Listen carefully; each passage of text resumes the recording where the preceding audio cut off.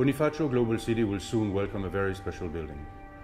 It will transform its image and become a new focal point of Manila.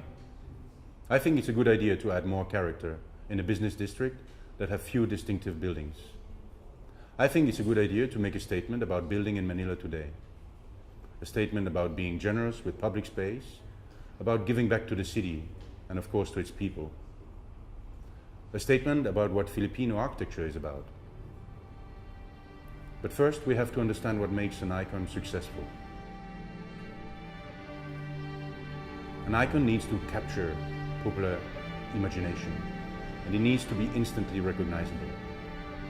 It needs to become a symbol of the nation it represents. And finally, it needs to become eternal.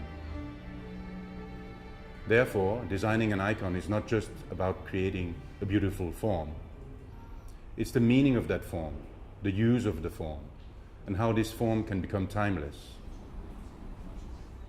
For me, the right form depends entirely on how we respond to the context, the site, the local culture, the climate, and the people.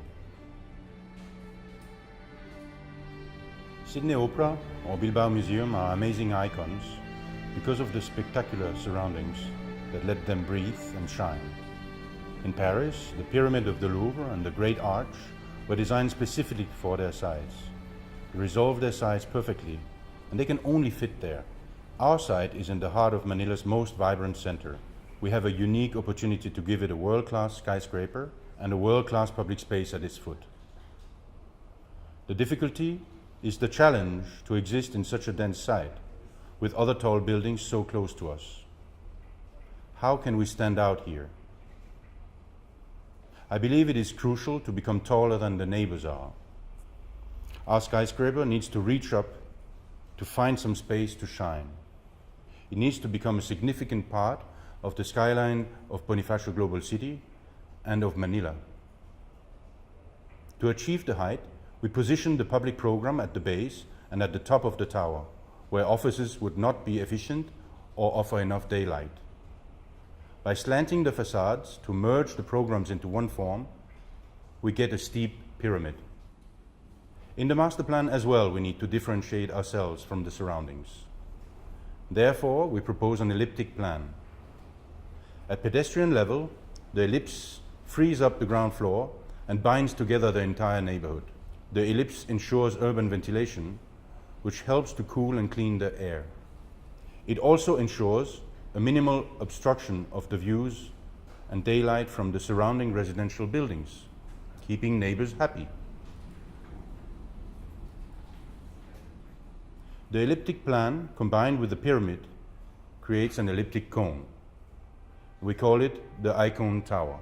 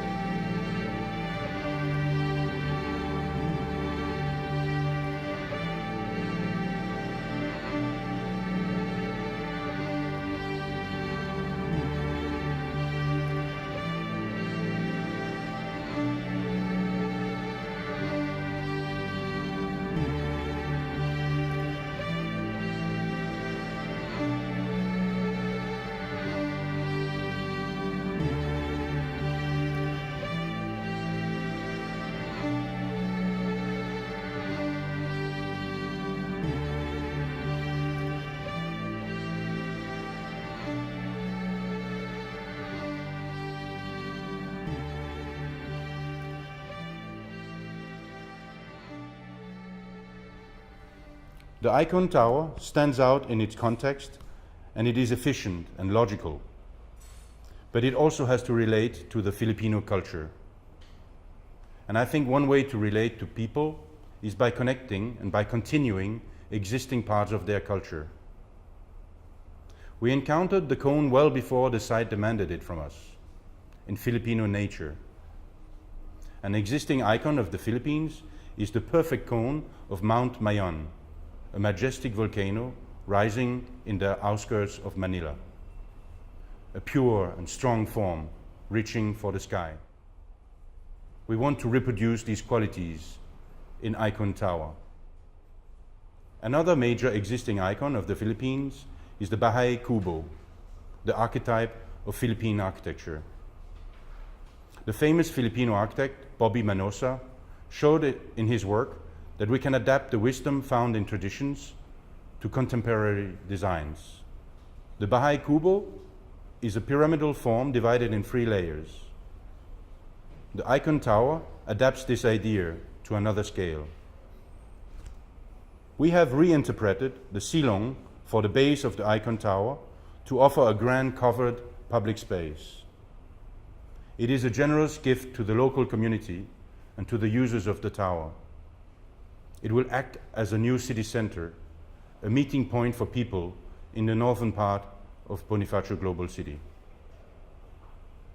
For the middle part, Icone Tower should become an exemplary workspace with comfortable daylight, generous social spaces, access to green terraces, and atriums for larger tenants. As for the top, in our project, we make it accessible to the public as well. As an observatory located in a unique, spectacular, and spiritual space comparable to cathedrals. Manila needs a vantage point that is truly accessible to public, to laymen. The many sky lounges and restaurants already located in the top of 5-star hotels in Manila are not destined for the broad public. Icone Tower will offer this space to the citizens and to the tourists.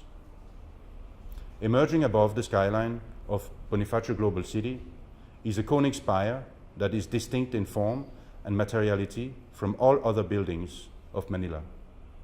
At day, it will shine by its transparency. At night, a large lens will project a beacon of light over Manila and its bay. It will act as a lighthouse for Manila, giving a sense of orientation and security in the sprawling city. It will remind everyone that a vast ocean surrounds the islands of the Philippines, perhaps the most defining part of Filipino identity. We call the top of the tower the Light of Manila. Besides being an observatory with spectacular views, the Light of Manila is a grand space meant to inspire and bring Filipinos together. I hope it can gather Filipinos of all religions in a shared, peaceful, spiritual emotion, an emotion created by a space designed to elevate the mind and celebrate the light itself. The Icone Plaza around the tower is yet another generous gift to the city. And once more, it relates to something that I think lies deep in the Filipino soul, the forest. We propose it to be a dense canopy of tall, large trees, recreating beneath the shade and the ambience of a Filipino tropical forest. The dense canopy of trees also filters the views to the surrounding buildings. We do not forget popular culture or the need to be useful for people on a daily basis. Filipinos have a strong penchant for gatherings, for celebrations, and they traditionally enjoy doing those in public space. The Icone Plaza is meant to offer protected and useful space for these popular activities.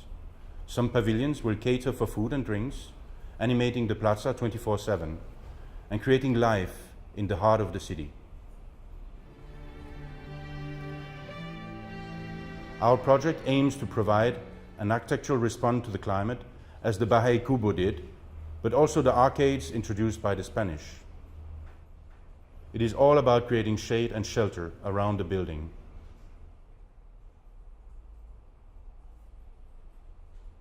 And the facades need sun protection too.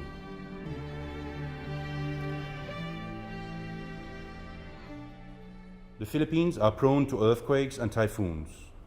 The cone is the optimum form to reduce the structural cost to resist those forces. The Icone Tower is designed to be a perfect structure. The floors span between a stepping core and an exoskeleton. The exoskeleton becomes the most expressive part of the design. It is an almost Gothic structure with arches distributing the loads. It has a very vertical expression that intensifies the celestial effect of the skyscraper, just as in cathedrals. Then there is the question of the durability of the design. The pipeline of tall buildings in Manila is full of eye-catching designs. However, true icons have to be both eye-catching and timeless. The integration to the site, the cultural relevance, and the purity of the form of Icone Tower is likely to make it last as an eternal achievement in Manila.